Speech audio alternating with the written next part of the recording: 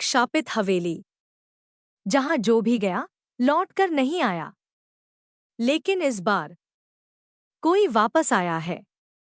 यह एक जबरदस्त हॉरर थ्रिलर, सस्पेंस और रोमांस से भरी कहानी है जो आपको डर और रोमांच दोनों का एहसास कराएगी। शापित हवेली, एक खौफनाक प्रेम कहानी। हेलो फ्रेंड्स, शुरू करते हैं। रुद्र एक मशहूर क्राइम जर्नलिस्ट था जिसे रहस्यमयी मामलों की तह तक जाने का शौक था। उसकी मंगेतर सानवी एक कलाकार थी जो पुरानी हवेलियों और उनकी कहानियों से बेहद आकर्षित थी।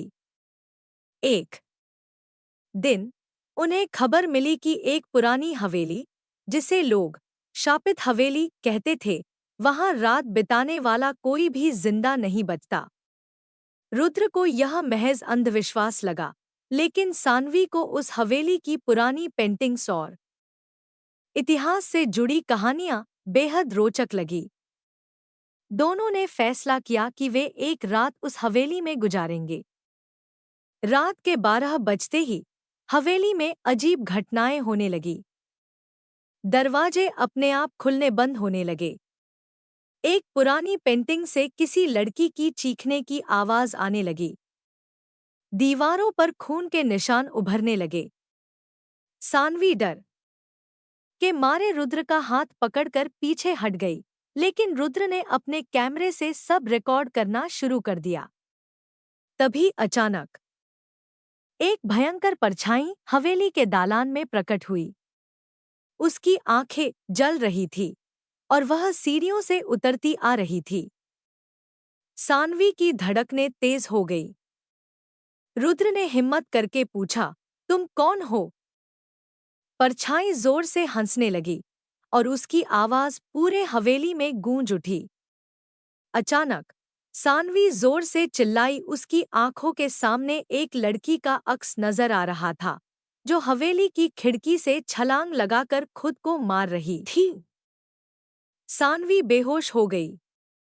सुबह होने से पहले ही रुद्र ने पता लगाया कि यह हवेली 100 साल पहले एक खूबसूरत लड़की नायरा की थी, जिसे उसके प्रेमी ने धोखा देकर मार दिया था।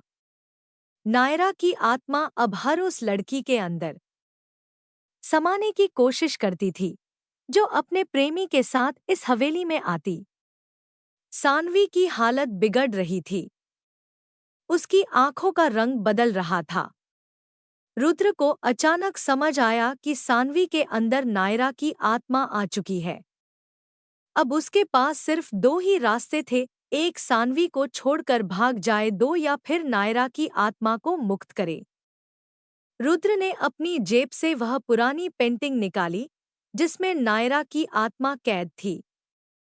उसने जमीन पर पेंटिंग रख दी और जोर से चिल्लाया। रुद्र की आंखों के सामने ही सानवी की आंखें पूरी तरह सफेद हो गईं और उसके होठों से खून बहने लगा।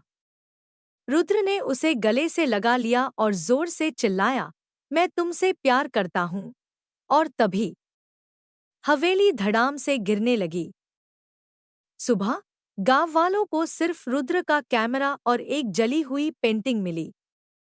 कोई नहीं जानता कि उस रात क्या हुआ, लेकिन आज भी अगर आप उस हवेली के पास खड़े होकर सानवी का नाम पुकारते हैं तो एक औरत की दर्दभरी चीखें सुनाई देती हैं।